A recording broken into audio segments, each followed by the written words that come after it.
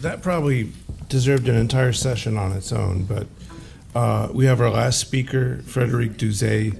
She does some really neat work, so now you're going to get to see it. Frederick?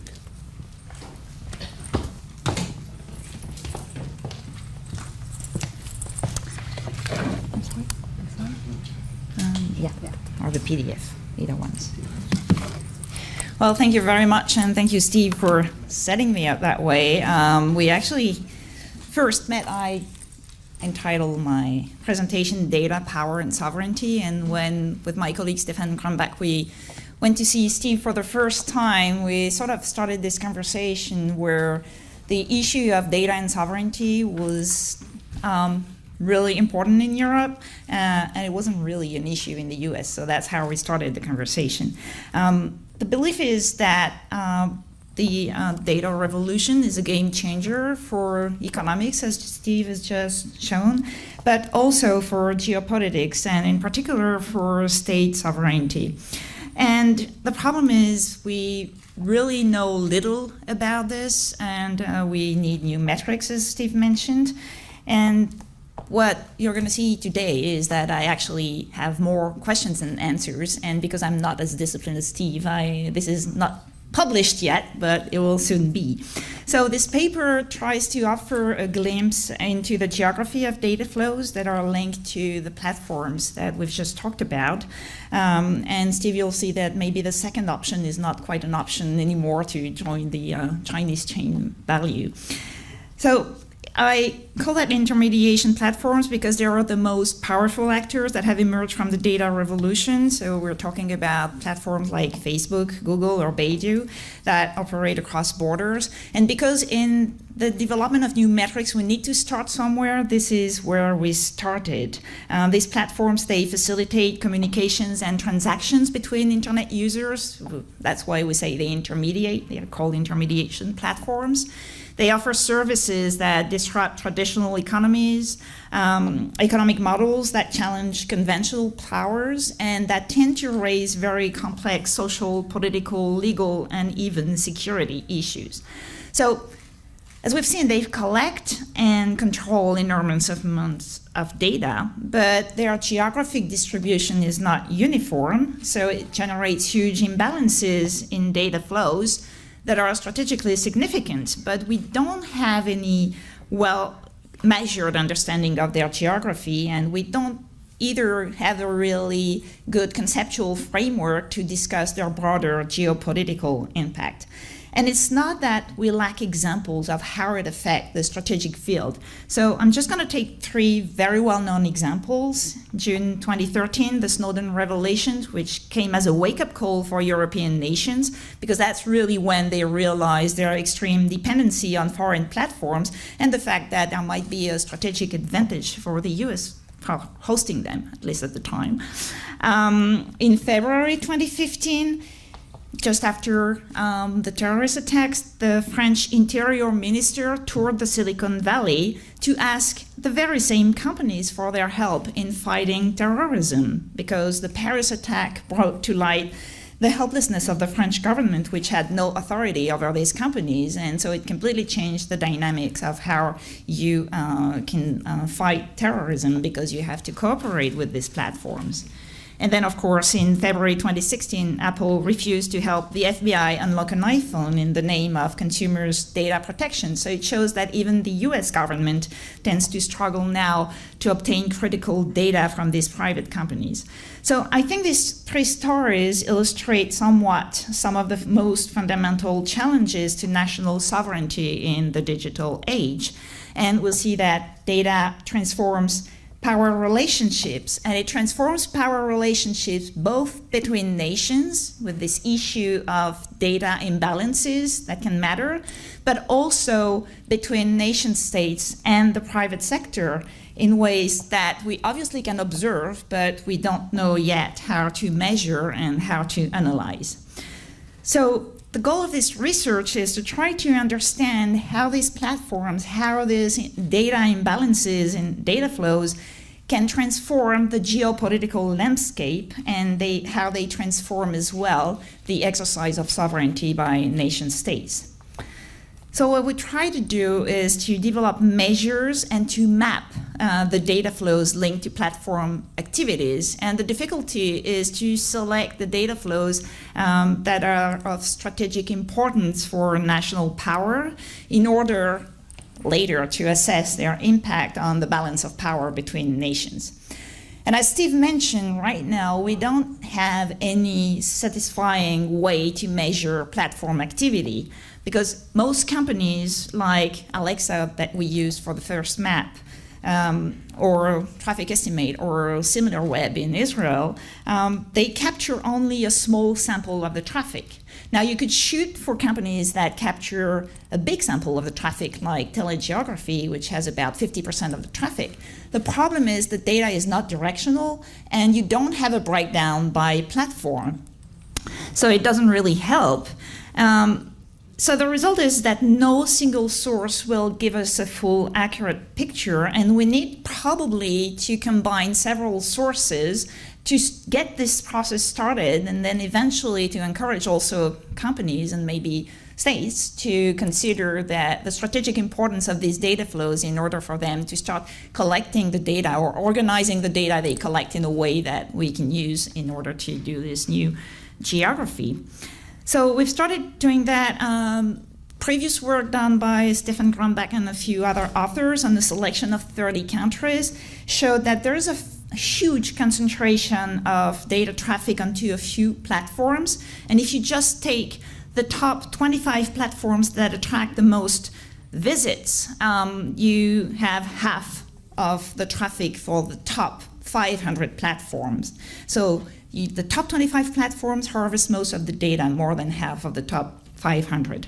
Of course, Google is by far the first, followed by Facebook. And in all countries but China, Google gets more than 25% of the traffic to the top 25 websites. So you can see that Google has a global influence. Now, if you look at the top platforms, Baidu, the Chinese platform, is pretty high because it ranks 5th, but it ranks in the top 25 in only 4 countries. So it's huge because of the number of visits, but it's actually in the top platforms in only 4 countries, which shows that it's not a global influence, it's a very regional influence. So huge concentration onto a few platforms and huge concentration of platforms in a few countries. Because out of the 30 countries studied, most of the traffic goes to the US. About a third of the traffic goes to national platforms, and then the rest goes to third countries. So what we decided to do for this project is to map the data for Europe. We started by using Alexa and Traffic Estimates tool, and the first map we did, we counted visits, Jim knows this map, to the top 25 websites from each of the 28 countries in Europe. So the size of the arrow accounts for the number of visits, and then the tiny green arrows show national traffic. So this shows that from the 28 countries of Europe, most of the traffic goes to US platforms, and that shows the number of visits. But of course, visits are a proxy for the data that are harvested at the same time.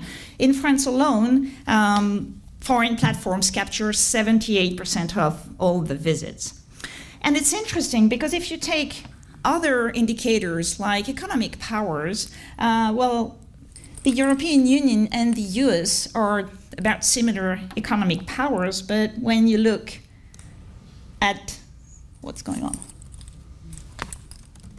I'm stuck.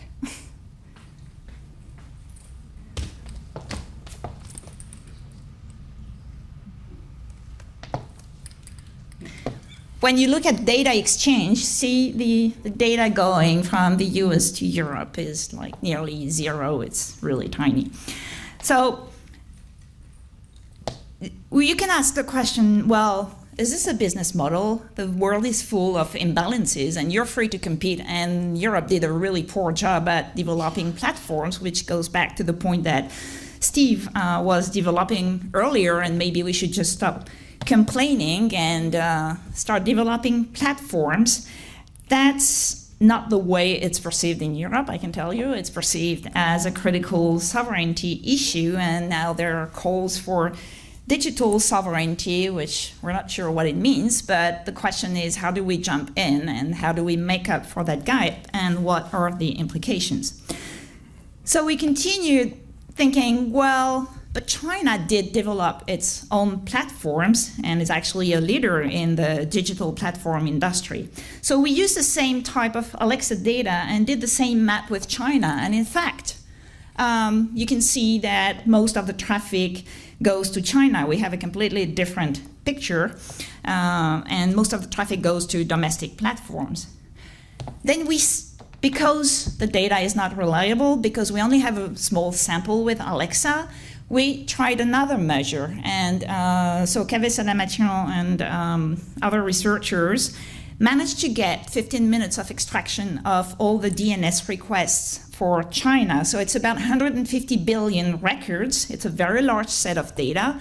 And instead of counting visits to websites, this time we counted the number of DNS requests to specific IP addresses with a location.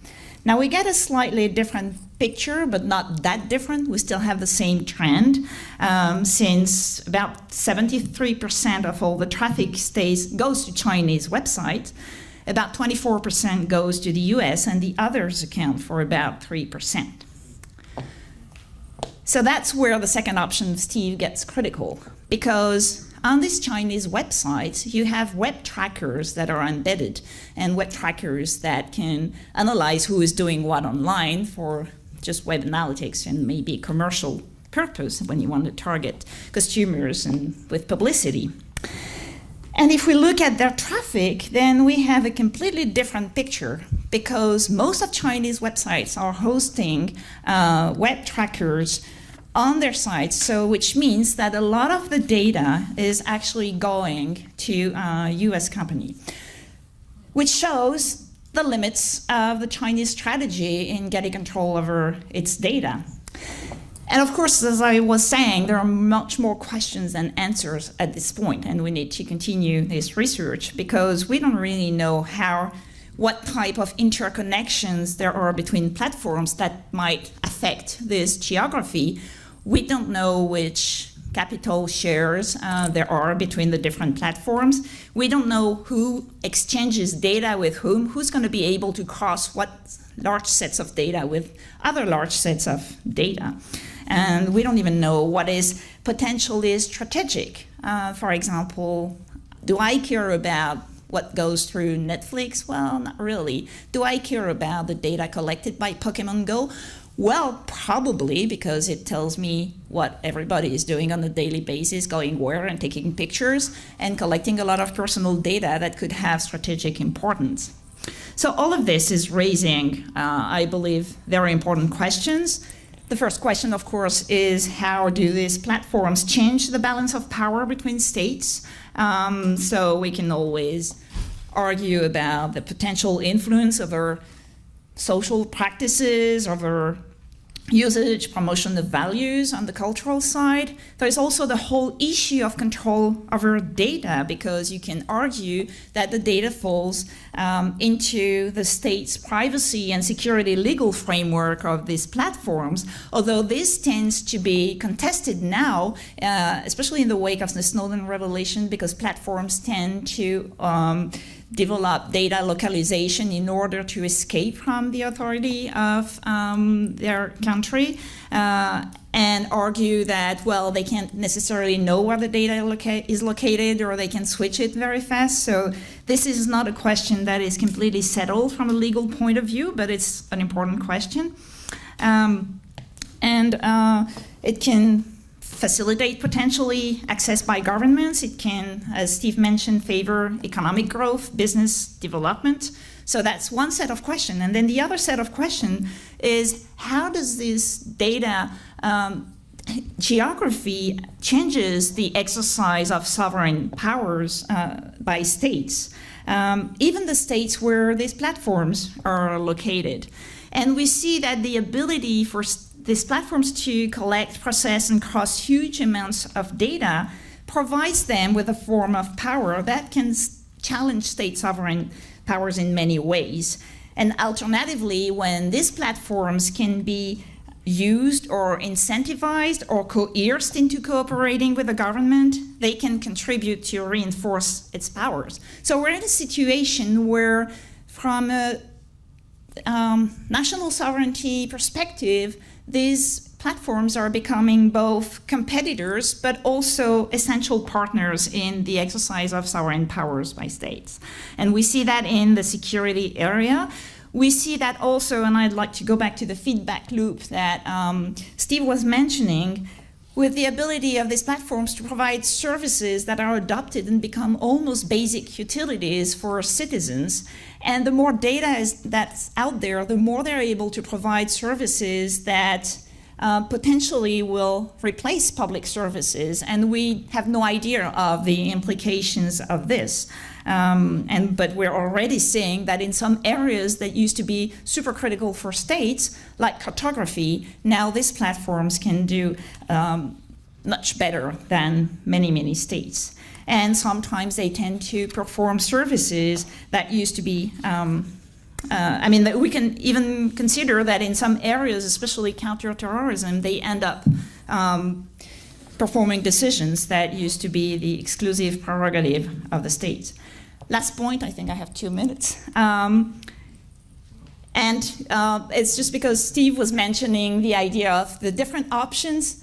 So the last option was protectionism and what we're going to do to fight that.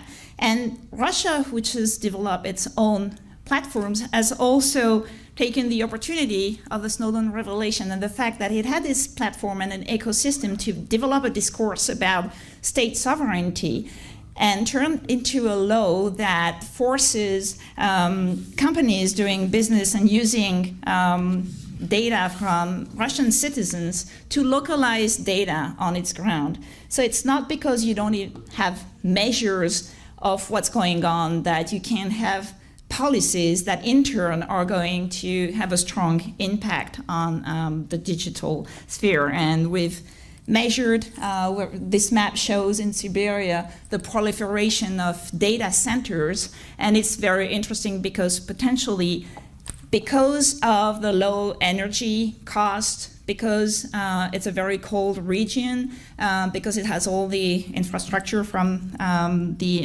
Gulag at the time, potentially Russia will be able to attract a lot of the Chinese data on its territory and potentially reinforce also its domination on Central Asian republics. So you see that this issue of data is strongly intertwined with the issue of sovereignty, and I think we need to do more research to understand what the strategic implications are. Thank you.